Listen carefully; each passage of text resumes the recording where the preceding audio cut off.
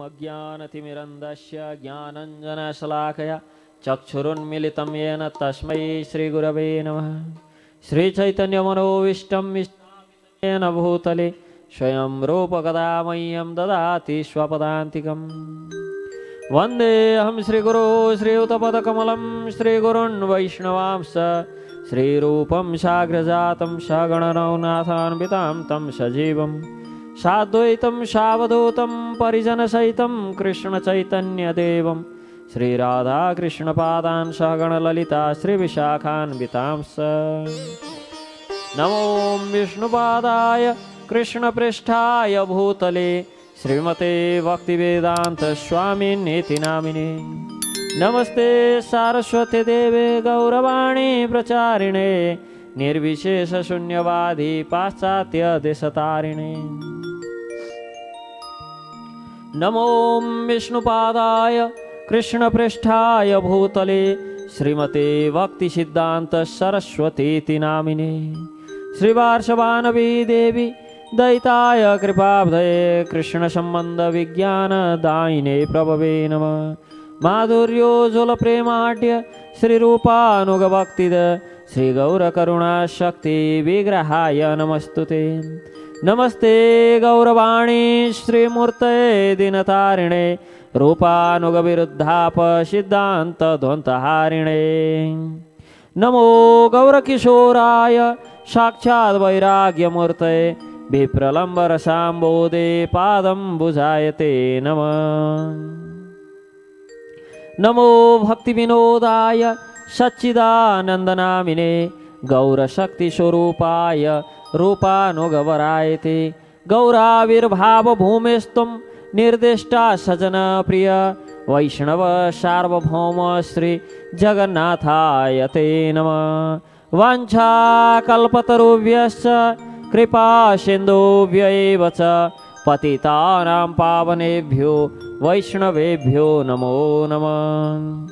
नमो महावदन्याय कृष्ण प्रेम प्रदायते कृष्णाय कृष्ण चैतन्य नाम्ने गौरतुषे नमः। नित्यानन्दमहं वन्दे कर्णे लम्बितकुण्डलं चैतन्याग्राजरूपेण पवित्रीकृतभूतलम्।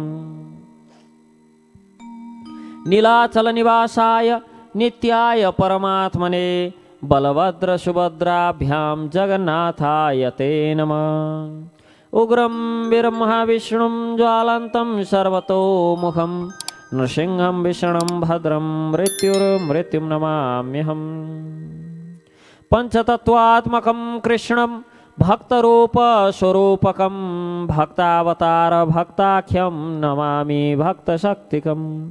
हे कृष्ण करुणा सिंधु दीनबंधु जगत्पते गोपेश गोपिका कांत राधा कांत नमस्तुते। तप्त कांचन गौरांगी राधे वृंदावनेश्वरी वृषभानुसुते देवी प्रणमामि हरिप्रिये। जयतां सुरतौ पंगुर मम मंदमतेर्गति मत्सर्वस्वपदां भोजौ राधा मदन मोहनौ। दिव्य वृंदारण्य कल्पद्रुमाद श्रीमद् रत्नगार सिंहासनस्थौ श्रीमद् राधा श्रील गोविंद देवौ पृष्ठाली विसेव्य मनौ स्मरामि।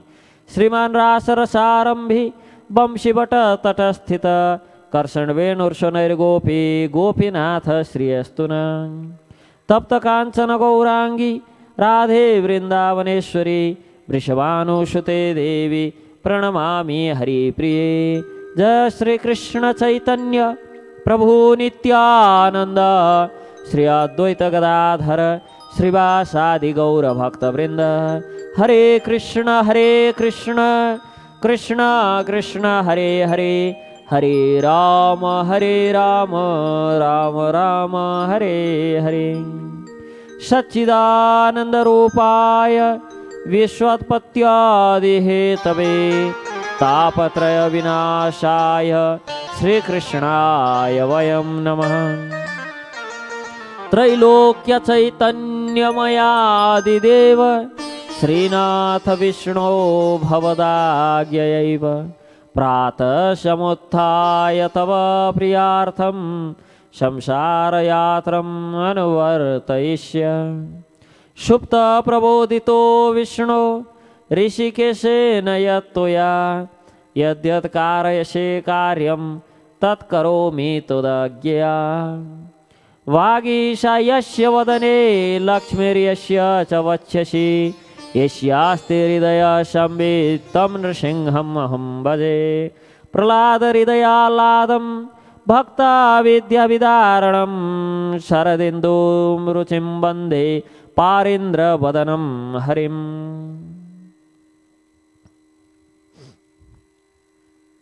मेरा शिक्षा गुरु परम वंदनीय श्री श्रीमद गौर कृष्णदास गोस्वामी महाराज एवं श्री श्रीमद राधा गोविंद गोस्वामी महाराज, मेरा दीक्षा गुरु गोपाल कृष्ण गोस्वामी महाराज, अंतर्राष्ट्रीय कृष्ण भावनामृत संघ का संस्थापक आचार्य अभय चरणार वृंद भक्ति वेदांत स्वामी श्रील प्रभुपाद, परम गुरुदेव भक्ति सिद्धांत सरस्वती ठाकुर गोस्वामी प्रभुपाद महाराज, वैराग्य मूर्ति श्रील गौर किशोरदास बाबाजी महाराज, सच्चिदानंद श्रील भक्ति विनोद ठाकुर एवं वैष्णव सार्वभौम श्रील जगन्नाथदास बाबाजी महाराज तथा समस्त श्री गोस्वामीगण, श्री रूप श्री सनातन भट्ट रघुनाथ, श्री जीव गोपाल भट्ट दास रघुनाथ षड गोस्वामी प्रभुपाद महाराज एवं ब्रह्म मध्व गौड़िया वैष्णव परंपरा का प्रवर्तक आचार्य श्रील मध्वपाद का श्री चरण में साष्टांग दंडवत प्रणाम गर्दै अखिल ब्रह्मांड विश्वनायक परब्रह्म परमात्मा परमेश्वर भगवान श्री राधा सर्वेश्वर भगवान श्री कृष्णचंद्र का चरण में सादर वंदना गर्दै म श्री नृसिंहधाम संरक्षण समिति श्री रूपानुगा परा विद्यापीठ एवं जगन्नाथ फाउन्डेसन का तर्फबाट हामीलाई दीप टेलिभिजन एवं विभिन्न सामाजिक सञ्जालका माध्यमबाट प्रत्यक्ष श्रवण गरिरहनुभएका सम्पूर्ण भक्तहरूलाई हार्दिक स्वागत गर्न चाहन्छु। साथै सम्पूर्ण भक्त भागवतहरू एवं वैष्णवजनहरूका श्री चरणमा यस नृसिंह कथा लीला महोत्सवलाई सुसम्पन्न गर्न भगवान श्री नरसिंहदेवको प्रसन्नता हेतु भगवान श्री नरसिंहदेवकै लीला कथा यथाशक्य व्याख्या गर्न सकौं भनी कृपा हेतु विनम्र प्रार्थना गर्दै आजको कथा प्रसंग सुरु गर्छौं। भक्त भागवतहरू, हिजोको सत्रमा हामीले हिरण्यकश्यपुले हे उद्दण्ड स्वयं त नीच छ हाम्रो कुल एवं कुलका बालकहरूलाई पनि मति भ्रष्ट गर्न चाहन्छ। यस प्रकार प्रह्लादलाई गाली गर्दै अन्तमा तस्यमेवि तवन्मूढ शासनम किम बलोत्यगा, मैले तनिक मात्र क्रोधस्य यस्य कम्पन्ते त्रयो लोकाशयश्वरा, मैले तनिक मात्र पनि क्रोध गरी भने तिनै लोकका लोकपालहरू थरथर काँपेर उठ्छन्। फेरि हे मूर्ख, तैले कसको बलबुतामा निडर मेरो आज्ञा विरुद्ध काम गरिस् भनेर प्रश्न गरे पछाडि प्रह्लादले न केवलम मे भवतश्च राजन् सबै बलम बलिनाम चापरेषां परिवरेमि स्थिरजङ्गमाये ब्रह्मादयो येन वशं प्रणीता। यहाँ प्रह्लादले उत्तर दिनुहुन्छ, यदैत्यराज ब्रह्मादेखि लिएर घाँसको त्यान्द्रोसम्म साना ठुला चर अचर सबै भगवानका अधीनमा छन्, भगवान श्री विष्णुका वशमा छन्, भगवान श्री कृष्णचन्द्रका दास हुन्। जीवेर स्वरूप नित्य कृष्ण हेर, जीवको स्वरूप नित्य कृष्णको दासको हो। केवल म या हजुर मात्र नभएर समस्त बलका पनि बल केवल भगवान श्री हरि नै हुनुहुन्छ। उहाँ महापराक्रमी सर्वशक्तिमान प्रभु काल एवं समस्त प्राणीहरूका इन्द्रिय बल मनोबल देहबल धैर्य एवं इन्द्रिय पनि उहाँ नै हुनुहुन्छ। उहाँ नै परमेश्वर आफ्नो शक्तिद्वारा यो विश्वको रचना रक्षा एवं संहार गर्नुहुन्छ। तिनै गुणका स्वामी पनि हुनुहुन्छ। अत यो आसुरिक भाव छोडेर आफ्नो मनलाई सबप्रति समान बनाएर यो संसारलाई आफ्नो वशमा नरहने कुमारकी मनको अतिरिक्त संसारमा अरू कुनै शत्रु छैन। यहाँ प्रहलाद महाराजले भन्नुहुन्छ मन सबप्रति समानताको भाव लगाउने भगवानको सबैभन्दा ठुलो सेवा हो, पूजा हो। जो आफ्नो सर्वस्व लुटाउने 6 इन्द्रिय रूप डाकुहरूमाथि विजय प्राप्त गर्न सक्दैनन् र मैले 10 दिशा जितेँ भनेर सोध्छन् त्यस्ता त मूर्ख हुन्। अब प्रहलादले पितालाई के भन्नुहुन्छ? आफ्नो मनलाई जित्न नसक्ने, आफ्नो इन्द्रियलाई जित्न नसक्ने, इन्द्रियका दास, इन्द्रियका गुलाम भएका व्यक्तिहरू, अनि 10 दिशा जितेँ मैले भनेर दङ्ग पर्नु यहाँभन्दा ठुलो मूर्खता, यहाँभन्दा ठुलो भ्रम के हुन सक्छ? यो संसारमा आफ्नो वशमा नरहने कुमार्गगामी मन अतिरिक्त अरू कोही शत्रु नै छैन। भक्त भागवतहरू, मित्र र शत्रु भनेको यो मनको स्थिति हो। मनले निर्धारण, मनले निर्केवल गर्छ। यहाँ प्रहलाद महाराज भन्दै हुनुहुन्छ जन्मैले न हामीले मित्र ल्याउँछौँ न हामीले शत्रु ल्याउँछौँ। जन्मले त केवल हामी जन्मन्छौँ, यो शरीर धारण गर्छौँ, देहधारी, यो देहलाई माध्यम बनाएर यो जगतमा आउँछन् र प्रारब्ध अनुसार भोग्नुपर्ने फलहरू भोगेर, सुख दुःख आदि भोगेर तत्पश्चात पुनः अन्तकाले च मामेव स्मरण मुक्त्वा कलेवरम, जसले अन्तकालमा भगवान श्रीहरिलाई हरे कृष्ण कृष्ण कृष्ण हरे हरे, हरे राम राम राम हरे हरे, जसले अन्तकालमा भगवान श्रीहरिलाई, भगवान श्रीकृष्णचन्द्रलाई स्मरण गर्छ, त्यो व्यक्तिले अब्रह्मा भुना लोका पुनरावृत्ति मामुपेत्यतो कौन्तेय पुनर्जन्म न विद्यते, त्यसले त्यो जन्म मृत्यु जरा व्याधि नभएको भगवत धाम प्राप्त गर्छ भने अन्य जीवले अन्तकालमा जीवले गरेको कर्म अनुसारको फल भोग्नका लागि पुनः अर्को शरीर धारण गर्छन् र त्यो शरीर धारण गरेर जन्मैदेखि केवल एक सूर्य, केवल एक मित्रलाई साथमा लिएर आउँछन् जीवले। त्यो हो जीवात्माले परमात्मा जस्ता परम सूर्य, परम हितैषी र समदर्शी भगवान श्रीकृष्णचन्द्रलाई परमात्मा स्वरूपमा मित्रको रूपमा लिएर आउँछन्। अन्यथा यो जगतमा मित्रता शत्रुता सबै मनको स्थिति हो।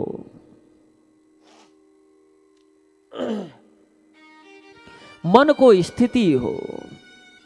जन्मदै न शत्रु हुन्छन् न मित्र हुन्छन्। भक्त भागवतहरू, जन्मदा यदि शत्रु लिएर कसले जन्मेको होला? जन्मदै मित्र पनि लिएर को जन्मिन्छ? जन्मदाखेरि न आफ्ना हुन्छन् न पराई हुन्छन् कोही। हामीले हाम्रो समाजमा, हाम्रो परिवारमा याद गरेका छौँ भक्त भागवतहरू कि जन्म दिने माता पिता पनि पाखुरीमा बल बढे पछाडि पराई हुन्छन् भने जन्मैले आफन्त कहाँ लिएर आउँदा रहेछौँ त? जन्मैले आफ्ना कहाँ ल्याउँदा रहेछन्? नेपालको अड्डा अदालतमा धाउने हो भने मुद्दा मामिला, आदि मुद्दा मामिला भनेका त अड्डा अदालतमा अंश सम्बन्धी हुन्छन्। अंश सम्बन्धी मुद्दा भने पछाडि कोसँग हुन्छन्? दाजु भाइ बा आमा काका यिनैसँग त हुने हो। अर्थात् जन्मदै यदि कसै आफन्त लिएर, जन्मदै कोही मित्र लिएर जन्मिन्थ्यौँ भने भक्त भागवतहरू, जन्मदाका आफ्ना, जन्मदाका मित्र, जन्मदाका सुहृद भनेका त यिनै नै हुन् जोसँग हाम्रा मुद्दा मामिला चलिराखेका छन्। अनि जन्मदै न शत्रु लिएर जन्मन्छौँ। जन्मदै आफ्ना लिएर जन्मने कुटुम्बीहरू जसँग विवाह बारी हुन्छ, पति पत्नी भए पछाडि ती सबैभन्दा नजिकका आफ्ना, जन्मले त ती आफ्ना लिएर आएको होइन, जन्मले त ती मित्र जीवनसाथी जन्मदै लिएर आएको त होइन, पछि खोजेको, पछि पाएको, पछि ल्याएको। अर्थात् न आफन्त जन्मले प्राप्त हुन्छन् न दुश्मन जन्मले प्राप्त हुन्छन्, न मित्र जन्मदै लिएर आउँछौँ, न पराई न शत्रु जन्मदै लिएर आउँछौँ। यो सबै त मनको स्थिति हो। कसैलाई केही मन पर्यो, कोही मन पर्यो, त्यो स्वतः मित्र भयो, अनि मनलाई त्यो व्यक्ति ठिक लागेन, त्यो पराई भयो। यसकारण यस्तो मन जो आफ्नो अधीनमा छैन, त्यस्तो चञ्चल मन एवं सर्वस्व लुट्ने यी 6 इन्द्रिय रूपी डाकुहरूमाथि विजय प्राप्त गरेर तत्पश्चात ज्ञानी एवं जितेन्द्रिय महात्माहरूले समस्त प्राणीहरूप्रति समताको भाव प्राप्त गरेर अनि यो इन्द्रियका कारण, मनका कारण प्राप्त हुने अज्ञानबाट पैदा हुने काम, क्रोध आदि शत्रुहरूलाई छोडेर जसले जीवन यापन गर्छ, जीवन व्यतीत गर्छ, त्यस्ता व्यक्तिको जसले समस्त प्राणीप्रति समताको भाव प्राप्त गरेर भगवत सेवामा तल्लीन हुन्छ, त्यस्ता व्यक्तिको अज्ञानबाट पैदा हुने काम, क्रोध आदि शत्रु पनि मेटिएर जान्छन् भने बाहिरका शत्रुको त के कुरा रह्यो। बाहिर त शत्रु भन्ने कोही पनि रहँदैनन्। यस प्रकार प्रहलादले जब आफ्ना पिता हिरण्यकश्यपुलाई भन्नुभयो, हिरण्यकश्यपुरुवाच, हिरण्यकश्यपु भन्छन्, व्यक्तम त्वं मर्तुकामोषि योति योति मात्रम विकत्तसे मुमुर्षुणां हि मन्दात्मन् ननु स्युर्विप्लवागिरः। हे मन्दबुद्धि, तेरो बहकिनी पनि एउटा हद हुन्छ, एउटा सीमा हुन्छ। स्पष्ट छ त मुमुर्षुणां, तेरो अन्त्य समय आयो, मर्न चाहन्छस्। किनभने जसलाई मर्ने इच्छा हुन्छ नि, त्यसले मात्र मेरो अगाडि यस्ता चर्चा, यस्ता विषयहरूमा बोल्छ। हे अभागी, तैँले म बाहेक जगतको अर्को कसलाई स्वामी देखिस्? अर्को को स्वामी हो तेरो? म पनि हेरौँ तेरो जगदीश्वर कहाँ छ? कहाँ छ तेरो ईश्वर? क्वशो यदि स सर्वत्र कस्मात् स्तम्भे न दृश्यते यस्त्वया मन्दभाग्योक्तो मदन्यो जगदीश्वर। हे मन्दभागी, तेरा जगदीश्वर कहाँ छन्? तेरा जगदीश्वर कहाँ छन्? हिरण्यकश्यपुले प्रश्न गर्छ, प्रहलाद, ईश्वरको अस्तित्व कहाँ छैन पिताजी? हजुरको प्रश्नै गलत भयो। तेरा जगदीश्वर कहाँ छन्? जगत ईश्वर भनेपछि त जगतमा यत्र सर्वत्र व्याप्त छन्, सबै ठाउँमा व्याप्त छन्। क्वासो यदि स सर्वत्र, यदि सर्वत्र छन् भने कस्मात् स्तम्भे न दृश्यते, त्यो स्तम्भमा पनि छन्, मैले त देखिनँ। त्यो स्तम्भमा किन देखिँदैन तेरो जगदीश्वर? तँलाई यो खम्बामा पनि देख्छस् तेरा ईश्वरलाई। हिरण्यकश्यपु, होइन, अब गफ लडाउने पनि एउटा सीमा पो हुन्छ। तैँले मात्र देख्छस् यो स्तम्भमा तेरो ईश्वरलाई। अहिले तुरुन्त तेरो शिर सोहम विकत्तमानस्य शिरकाया धारामिते। अहिले तुरुन्त तेरो शिर धडबाट अलग गरिदिन्छु।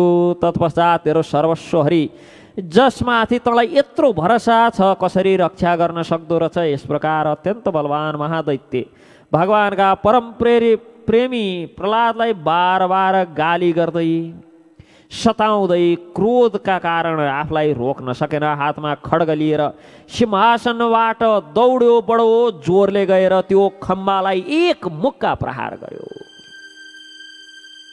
मुक्का प्रहार गर्यो, त्यसै समय खम्बाबाट बडो भयङ्कर आवाज निस्किन लाग्यो, गडगडाट। यस्तो लाग्थ्यो मानौ ब्रह्माण्ड फुट्यो। त्यो ध्वनि जब लोकपालहरूको लोकमा पुग्यो, त्यो सुनेर ब्रह्मा आदिको होस हवास उड्यो, मानौ सारा लोकमा प्रलय हुँदैछ। सारा लोकमा प्रलय भए जस्तो गडगडाट हुन लाग्यो। जोड जोडले त्यो यस्तो आवाज निस्क्यो, भयङ्कर आवाज, सविक्रमन पुत्रवदेश वधेप्सु रोजसा। हिरण्यकश्यपु प्रहलादलाई मार्नका लागि भनेर बडो जोडले झम्टेर गयो, तर दैत्य सेनापतिहरूलाई पनि भयभीत गर्ने त्यो अद्भुत एवं अपूर्व घोर शब्दलाई सुनेर, आवाजलाई सुनेर हडबडायो र यता उता दायाँ बायाँ हेर्न लाग्यो। यस्तो आवाज, यस्तो घोर शब्द कहाँबाट आयो केही पनि देख्न सकेन। दायाँ र बायाँ हेर्दैछ, यता हेर्छ उता हेर्छ, आवाज कहाँबाट निस्क्यो यस्तो आवाज। त्यसै समय सत्यम विधातुम निजभृत्य भाषितम व्याप्तिम च भूतेष्वखिलेषु चात्मन अदृश्यताद् भूतम रूपम मोद्वहन स्तम्भे सवायम न मृगम न मानुषम। त्यसै समय आफ्ना सेवक प्रहलादको एवं ब्रह्माको वाणी सत्य साबित गर्नका लागि सत्यम विधातुम, विधाता ब्रह्माले वचन दिनुभएको थियो, हिरण्यकश्यपुलाई आशीर्वाद प्रदान गर्नुभएको थियो। के भनेर आशीर्वाद प्रदान गर्नुभएको थियो त भन्दा, तिम्रो न जलमा न थलमा न आकाशमा मृत्यु हुनेछ, अनि तिम्रो न द्वार भित्र न द्वार बाहिर, अनि तिम्रो न दिनमा न रातमा। यस प्रकार ब्रह्माको सृष्टि अन्तर्गतका कुनै पनि वस्तुले, न नरले न जलचरले न थलचरले न पशुले न देवताले, कसैबाट तिम्रो मृत्यु हुने छैन। यस प्रकार ब्रह्माले वचन दिएका कारण, ब्रह्माले वरदान दिएका कारण, ब्रह्माको त्यो भाषणलाई सत्य साबित गर्न निजभृत्य भाषितम, निजभृत्य आफ्ना निज सेवक आफ्ना दास प्रहलादको वचन सत्य गर्न, व्याप्तिम च भूतेषु र समस्त पदार्थहरूमा, जगतका हरेक पदार्थमा ईश्वरको वास छ, आफ्नो व्यापकता छ, यो प्रमाणित गर्न सभाको भित्र रहेको त्यो खम्बाबाट बडो विचित्र स्वरूप धारण गरेर भगवान नरसिंहदेव प्रकट हुनुभयो।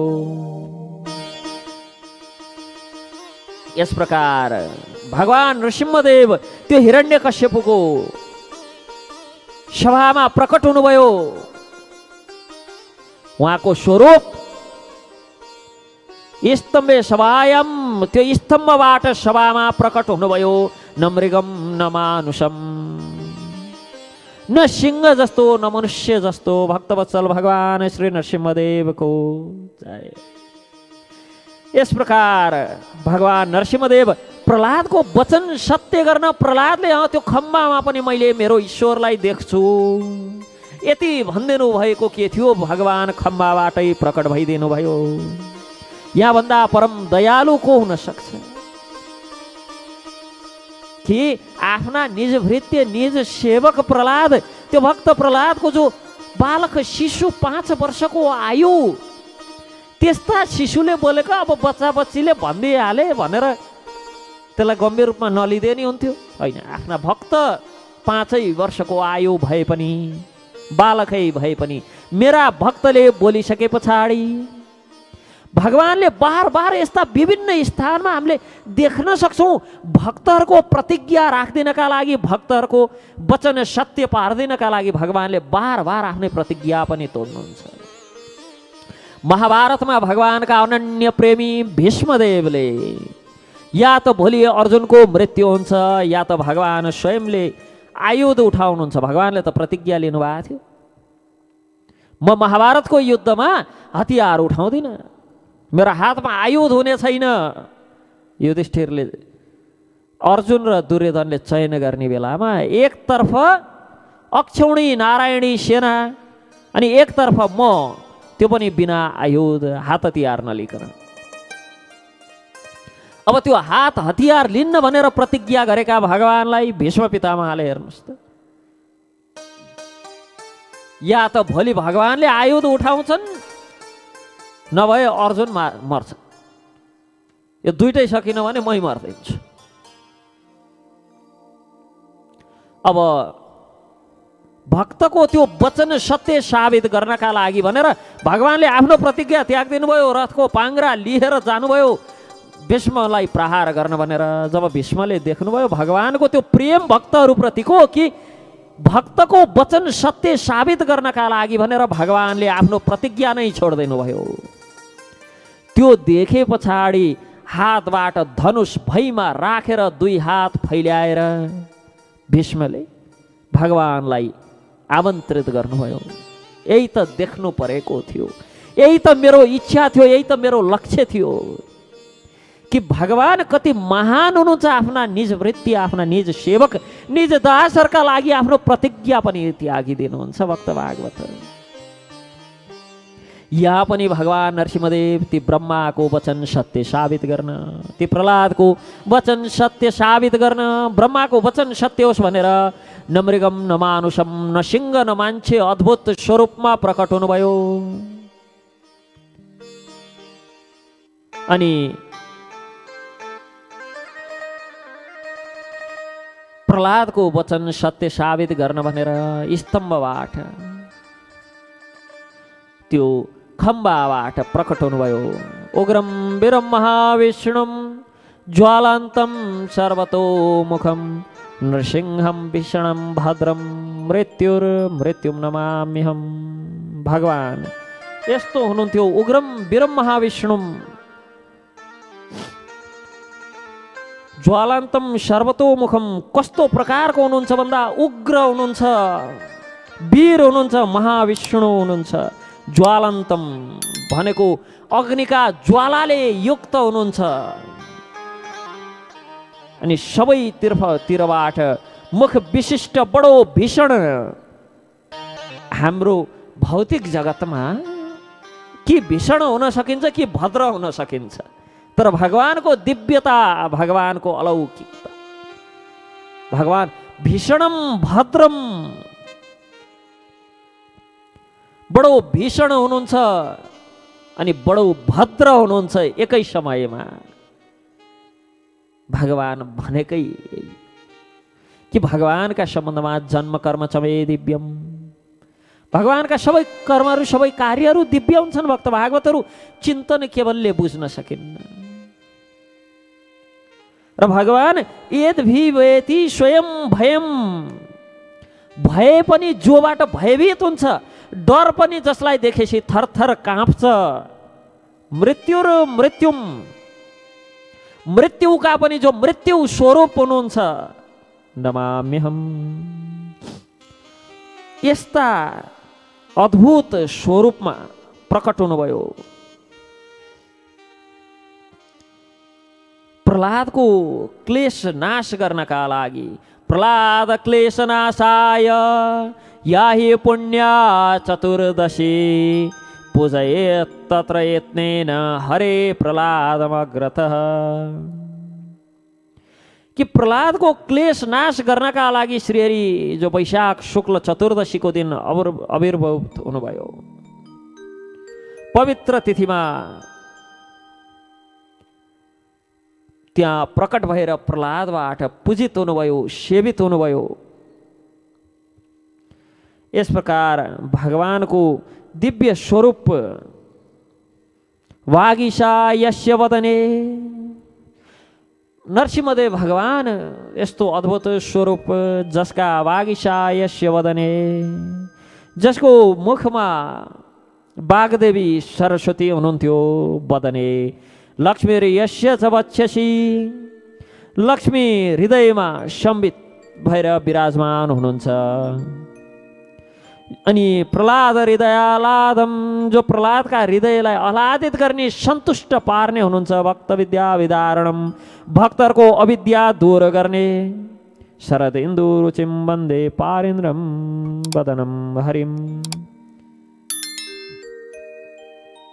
शरदकालीन चन्द्रमा समान अङ्ग शोभायुक्त सिंह वदन धारण गर्नुभएका केशव धृत नरहरि रूप, जय जगदीश हरे, जय जगदीश हरे, जय जगदीश हरे।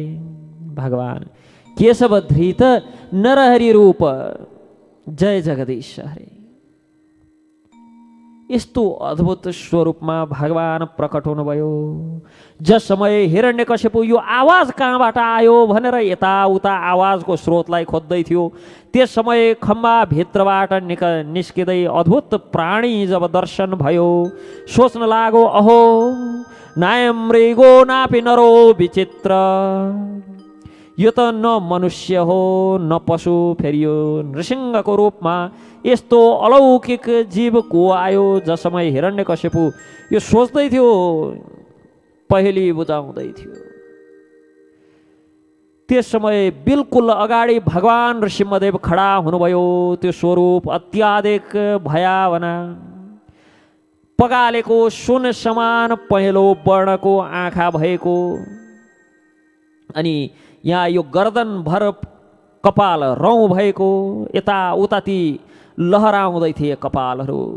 सिंहको कस्तो हुन्छ, अनि ती कपालहरू बडो विकराल देखिने, दारी तरवार तरह लपलपाउँदै गरेको छुराको धार समान तीखो जिब्रो, अलि टेढा परेका आँखी भाउ, दारुण मुखमण्डल, कान निश्चल एवं माथिको ओठ अलि उठेको, अलि फुलेको नाक, खुलेको मुख, पहाडको गुफा समान अद्भुत, बडो भयंकर तर बडो भद्र स्वरूप थियो भगवान सिंहदेवको। सुन्दा नि बडो तुजुक लाग्छ भक्त भागवतहरू, बडो भयंकर स्वरूप थियो तर बडो भद्र थियो। यो हो भगवत्ता।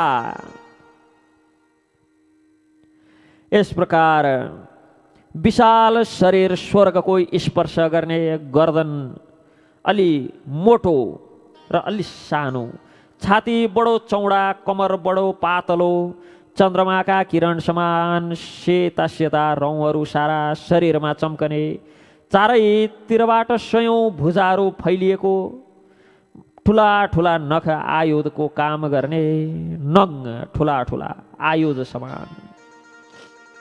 भगवानको छेउमा पुग्ने साहस कसैलाई भएन।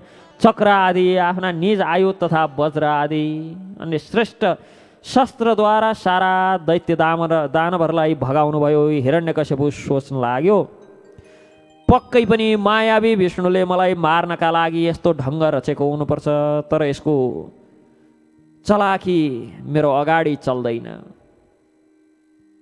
यस प्रकार भन्दै एवं सिंहनाद गर्दै दैत्यराज हिरण्यकश्यपु हातमा गदा लिएर नृसिंह भगवान तर्फ दौड्यो। नृसिंह भगवानलाई मार्न भनेर, नृसिंह भगवानलाई आक्रमण गर्न भनेर, आघात गर्न भनेर, तर जसरी पुतली आगोमा गएर आगोमा परेर अदृश्य हुन्छ, त्यसै गरी त्यो दैत्य भगवानको तेजभित्र कहाँ गएर हरायो थाहै भएन। जसरी बडो तेजले बलेको आगोमा पुतली गएर झुम्मे पछाडि त्यही हराउँछ नि, त्यसै गरी जसरी सूर्यको अगाडि सानो दीपकको तेज धुमिल हुन्छ, हराउँछ, देखिँदैन, त्यसै गरी समस्त शक्ति एवं तेजका आश्रय भगवानलाई प्रहार गर्न भनेर, आघात गर्न भनेर दौडेर गएको हिरण्याक्ष त विलीन भयो, हरायो, भगवानको तेजमा समाहित भयो। सृष्टिको प्रारम्भमा आफ्नो तेजले प्रलयका निमित्तभूत तमोगुण रूपी घोर अन्धकारलाई पनि पिउने यस्ता भगवानमा जब हिरण्यकश्यपु गयो, त्यो तेजले समेटियो, तेजमै हरायो। त्यस्ता भगवान श्री नृसिंहलाई बडो क्रोधले आफ्नो गदाले बडो जोरले घुमाएर प्रहार गर्यो। भगवान नरसिंहदेवलाई प्रहार गर्दा जसरी गरुडले सर्पलाई समात्छन्, जसरी बिरालोले मुसालाई समात्छन्, त्यसै गरी भगवानले गदासहित त्यो दैत्यलाई हातले चपक्क समात्नु भयो र खेल्न लाग्नुभयो। जसरी क्रीडा गर्दै गरुडले सर्पसँग खेल्छन्, बिरालोले मुसासँग खेल्छन्। बिरालोको पकडमा आइसकेको मुसालाई बिरालोले के गर्छ त? समात्छ, फेरि छोडिदिन्छ। अनि फेरि खुर्र दौडेर गएर समात्छ, मुसोलाई ओहो बल्ल बल्ल फुत्के भन्ने लाग्छ र दौडेर भाग्छ। फेरि बिरालोले जान्छ, समात्छ। यसै गरी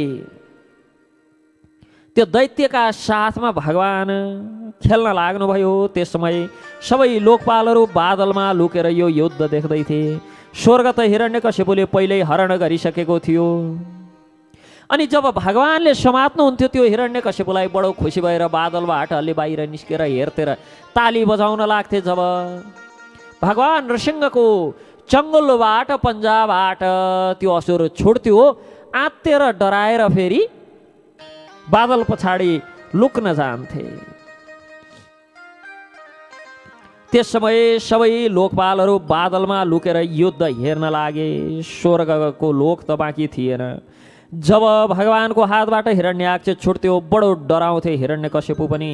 नृसिंहबाट म आफ्नै बलवीर्यले छुटेँ वा मेरो बलवीर्यबाट डराएर आफ्नो हातबाट नरसिंहले छोडिदिएको हो, यस्तो विचार गर्थ्यो र त्यो थकान आदि त्यागेर युद्धका लागि ढाल तरबार लिएर फेरि भगवान नरसिंहतिर दौडन्थ्यो। त्यस समय बाज तर बडो वेगले तल माथि उफ्रँदै पाफ्रँदै ढाल तरबारका अनेक पैत्राहरू देखाउँदै भगवानलाई आक्रमण गर्न भनेर जान्थ्यो, तर छेउमा पर्न पनि सक्दैन थियो। तब भगवानले बडो उच्च स्वरमा प्रचण्ड एवं भयङ्कर अट्टहास गर्नुभयो, जसले हिरण्यकशिपुको आँखा बन्द भयो। फेरि बडो वेगले दौडेर भगवानले समात्नुभयो। जसरी सर्पले मुसालाई समाते जसरी हिरण्यकशिपुलाई समातेर हिरण्यकशिपुको शरीरलाई एक हातमा समातेर त्यो हिरण्यकशिपुको छाला जसमा वज्रको चोटले पनि कोतार्न पनि खोस्रिन पनि सकेको थिएन, आफ्नो पन्जा भगवान नरसिंहदेवको पन्जाबाट निस्किनका लागि बडो जोर जोरले छटपटाउँदै थियो। भगवानले सभाको द्वारमा लगेर आफ्नो काखमा राखेर खेल खेलमा त्यो हिरण्यकशिपुको शरीरमा नङ्गाड्न लाग्नुभयो। भगवानले त्यहाँ नङ्गाड्न लाग्नुभयो। त्यसको शरीरमा हिरण्यकशिपुलाई ब्रह्माले दिएका एक एक वरदान सम्झाउँदै अनि एक एक वरदान पूर्ति गर्दै, अन्याय त भएको छैन नि त माथि, ब्रह्माका हरेक वचन त सत्य भएका छन् नि। यहाँसम्म कि मास समेत पुरुषोत्तम मासलाई आह्वान गरेर ब्रह्माको सृष्टिभन्दा बाहिरको मास, मलमास, अधिक मास, यस्तो समय पारेर सन्ध्याको समयमा द्वारमा न भित्र न बाहिर, न आकाशमा न जलमा न थलमा, काखमा यस प्रकार राखेर चिर्न भनेर सुरु गर्नुभयो। श्री नरसिंह पुराणमा प्रसङ्ग आउँछ भक्त भागवतहरू, जब भगवान नरसिंहदेवले त्यो हिरण्यकशिपुलाई चिर्न भनेर सुरु गर्नुभयो। चिर्न भनेर सुरु गर्दाखेरि हिरण्यकशिपु बडो मधुर मुस्कुरायो, हाँस्न लाग्यो। त्यसको मुस्कान देखेर भगवान नरसिंहदेव प्रश्न गर्नुहुन्छ, हे असुरराज किन हाँस्दैछौ भन्दा, उहिले एक समय मेरा दिन बलवान थिए, समय बलवान थियो, समय मेरो पक्षमा थियो। इन्द्रले वज्र प्रहार गर्थे, त्यो वज्र मेरो शरीरका सामुन्यमा आएर मैन जसरी पग्लिन्थ्यो। आज मेरो समय प्रतिकूल भयो। समय प्रतिकूल भएका कारण के भयो त भन्दा, जाबा हातका नङ पनि वज्रभन्दा कठोर भए, जो मेरो शरीर मेरो छाला वज्रले विदीर्ण गर्न सकेन, विदीर्ण गर्ने त के कुरा गर्ने, एउटा सानो कोपार्न समेत सकेन वज्रले, त्यस्तो मेरो शरीर आज नङले विदीर्ण हुँदैछ। भगवान नरसिंहदेव च्यात्न लाग्नुभयो त्यसको शरीरलाई। जसरी गरुडले महाविषधारी सर्पलाई चिरेर 2 टुक्रा बनाउँछन्, त्यसै गरी भगवान नरसिंहदेवले त्यो हिरण्यकश्यपको शरीरलाई च्यातेर त्यसको आन्द्रा निकालेर गलामा माला जसरी लगाएर, त्यो माला जसरी लगाउँदा त्यो रक्तले ती सफेद एकदम सेता सेता चन्द्रमाका किरण समान देखिने ती दारीहरू, ती रौँहरू रक्त लोहित भए, राता राता भए। भगवानले त्यो हिरण्यकश्यपको आन्द्रा मणि निकालेर माला बनाउनु भयो र त्यसलाई चिर्दै गर्दा भगवान जति जति क्रोधमा आउनुहुन्छ त्यति त्यति शरीर विकराल हुँदैछ। नरसिंह पुराणमा प्रसङ्ग आउँछ, त्यो हिरण्यकश्यप त 2 चिरा भएर यो नङको बीचमा 2 चिरा अड्क्यो। भगवान दायाँ बायाँ हेर्दै हुनुहुन्छ, असुर कहाँ गयो, चिर्नु त भयो तर कहाँ गयो चिरे पछाडि। अनि बडो जोरले रिसले हात टकटक्याउँदा नङका चेपबाट 2 चिरा भएको शरीर भैमा झर्यो। त्यस समय क्रोधले भरिएको विकराल आँखा एवं भगवानतिर हेर्ने कसैको हिम्मत भएन। लपलपाउँदै गरेको जिब्रोले मुखको दुवै कुना चाट्दै हुनुहुन्थ्यो रगतका छिटाले। उहाँको मुख एवं गर्दनका कपालहरू राता राता भएका थिए। रौँहरू हात्तीलाई मारेर गलामा आन्द्राको माला लगाएका मृगराज समान सिंह समान भगवानको शोभा थियो। आफ्ना तिखा नङले हिरण्यकश्यपको कलेजो निकालेर जमिनमा फाल्दिनु भयो।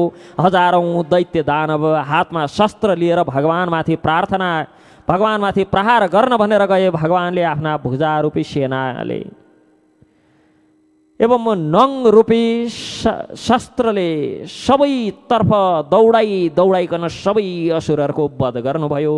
त्यस समय भगवान नृसिंहको गर्जनले